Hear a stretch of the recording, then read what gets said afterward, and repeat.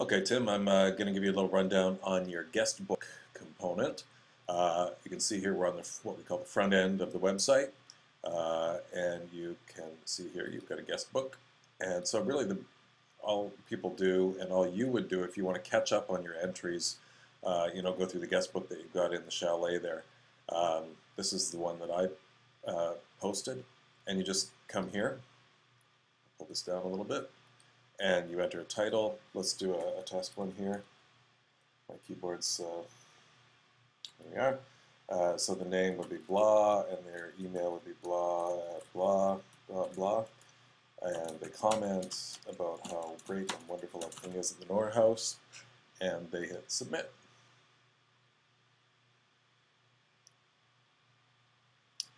So you can see there, didn't change anything, but I have a feeling, I'm not sure how I set this up, but I think you get an email when somebody submits a guest book entry. And I'm just going to move this back up here. So there, they've submitted an entry, and then you go to your back end of your tab of your website, and here you are at the control panel, under Site Control Panel. And you go to Components, and it's called the FOCA Guest Book. So you go to the control panel for the guest book, and there, oh look, it's cute. So here you are. This is a tab for guest books.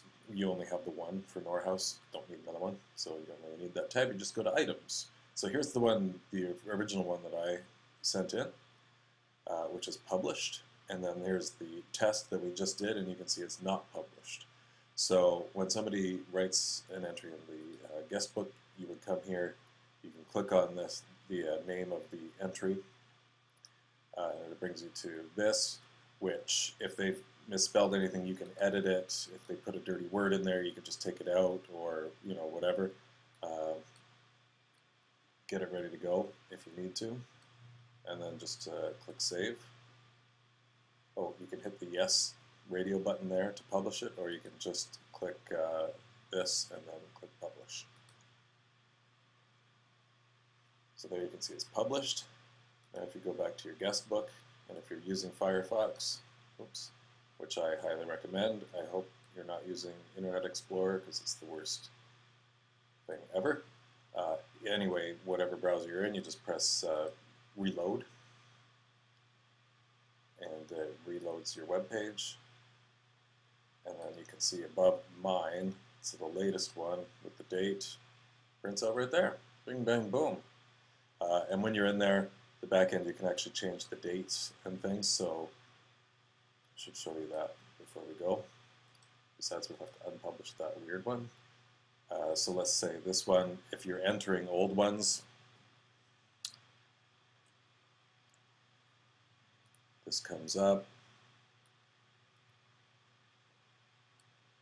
and so here's where you can press published yes or no. Don't worry about the order, because it'll do that automatically. And it doesn't have a published date.